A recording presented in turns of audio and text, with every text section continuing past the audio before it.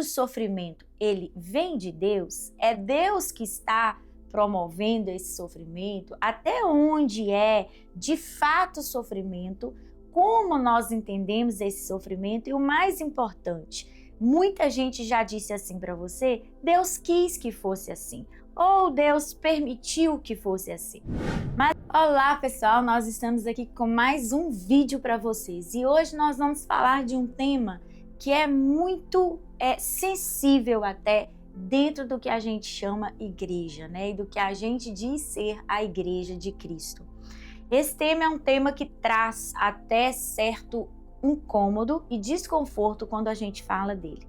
Todo sofrimento, ele vem de Deus? É Deus que está promovendo esse sofrimento? Até onde é, de fato, sofrimento? Como nós entendemos esse sofrimento? E o mais importante, muita gente já disse assim para você, Deus quis que fosse assim, ou Deus permitiu que fosse assim. Mas eu quero trazer um pouco de luz para você do que é de fato o sofrer e o que é aflições e tribulações que a Bíblia vai nos garantir que nós passaríamos por causa do nome de Jesus. Eu quero ler com você um texto que está na carta aos Hebreus, no capítulo 12, no verso 6, que diz assim, olha, porque o Senhor corrige a quem ama e açoita o filho a quem recebe. Esse texto já começa a trazer um pouco de luz para nós acerca da correção divina e acerca desse açoite. Esse açoite aqui de Deus seria uma forma de disciplina que Deus nos impõe ou aplica a nós quando nós somos verdadeiramente seus filhos. O fato de nós olharmos para aquilo que a palavra de Deus fala, e a Bíblia vai dizer também lá na carta de Tiago, no capítulo 1, no verso 17, que toda boa dádiva, todo dom perfeito, ele vem do alto, ele desce do Pai das luzes e vem na nossa direção.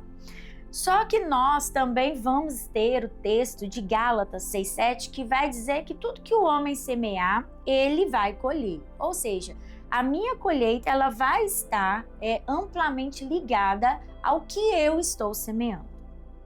Pensando nesse aspecto e dentro desse contexto, nós vamos poder dizer o seguinte, há algum tipo de sofrimento e há algum tipo de açoite ou correção que vem para nós por causa daquilo que nós semeamos, por causa do fato de eu semear errado, de eu fazer errado, de eu me comportar errado, eu escolher errado, eu fazer, pensar, agir fora dos limites da palavra e isso vai gerar para mim algum sofrimento. Esse sofrimento foi Deus que permitiu? Foi Deus que fez? Não.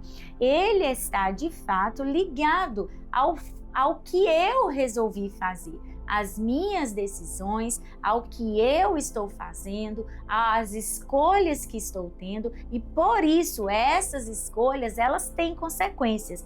Então, na verdade, Deus não está me castigando, Deus está de alguma forma olhando para o que eu faço e aplicando a minha correção devida baseada na sua palavra.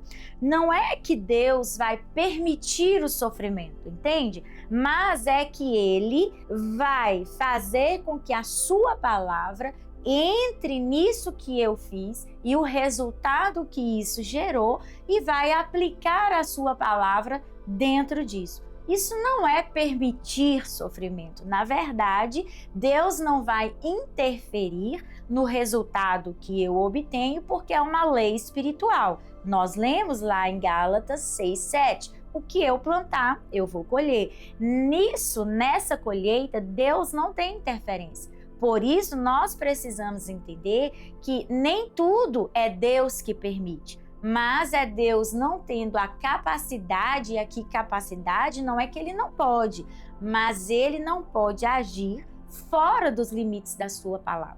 Por isso essa correção chega a nós, não é castigo de Deus, mas é a colheita que eu tenho trabalhando no sentido de ser corretiva ou instrutiva para que eu não volte a cometer os mesmos erros. Existe também aquele sofrimento que é a provação da nossa fé, Tiago, no capítulo 1, nos versos 2 a 4, vai dizer que a provação da nossa fé, ela produz algo que se chama perseverança.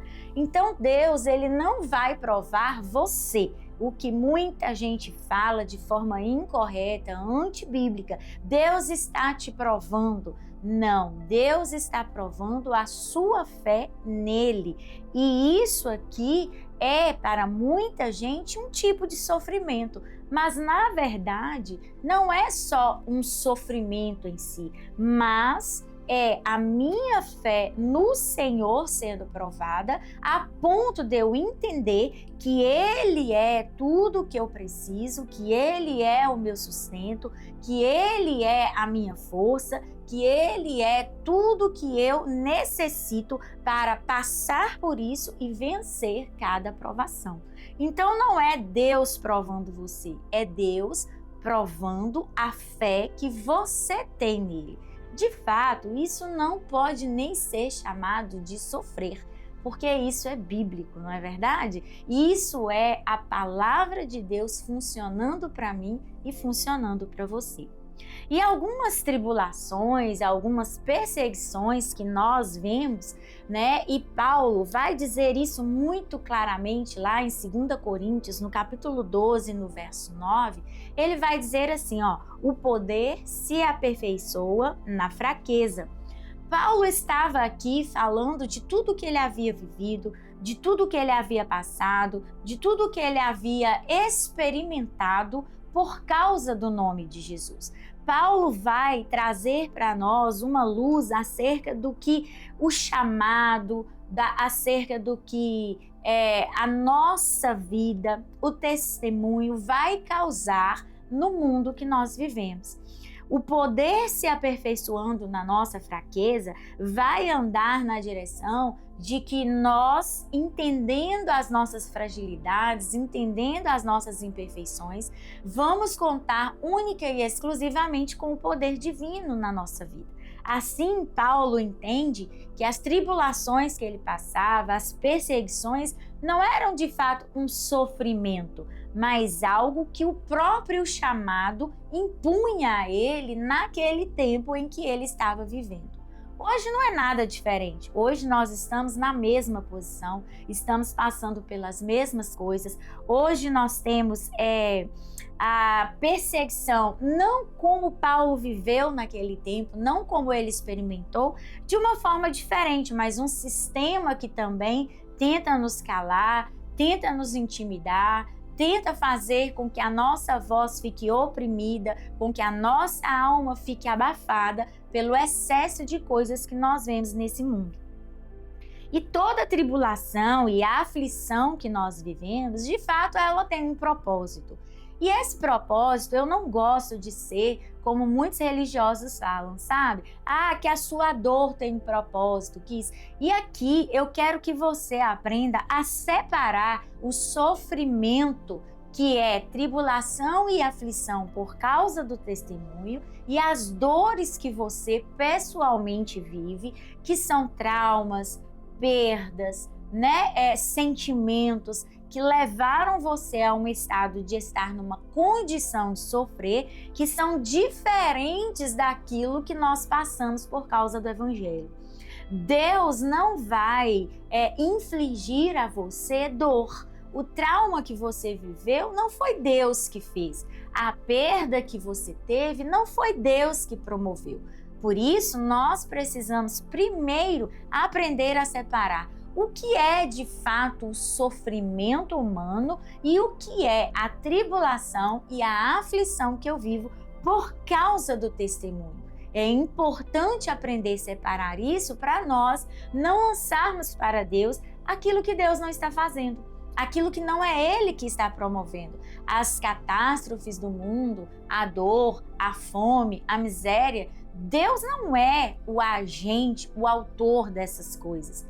Na verdade, Ele está a todo momento trabalhando, enviando seus anjos, nos protegendo para que nós fôssemos livres dessas mazelas. Mas a maldade do homem é que produz isso. Não é Deus que permite a gente sofrer para nós irmos para Ele.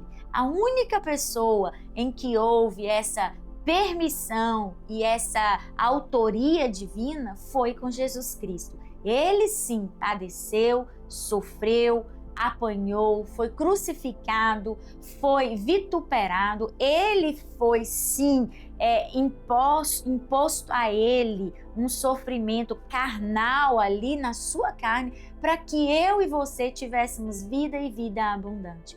Então seria da nossa parte injusto dizer que Deus permite sofrimento e que todo sofrimento vem de Deus. A palavra que eu tenho para você agora é: tudo que você está vivendo, que está relacionado ao seu chamado, vai produzir para você um peso de glória. Não tenha isso como uma permissão divina para que você simplesmente sofra, não. Isso é a prova da sua fé sendo executada dia a dia para que você permaneça fiel a Ele até o fim. Então, entenda uma coisa: os traumas e as dores que você vive, Deus está trabalhando para te curar e não para te fazer sofrer. Mas aquilo que você talvez esteja passando por causa do seu chamado, se alegre em passar, porque isso é uma testemunha de que você realmente é fiel ao Senhor.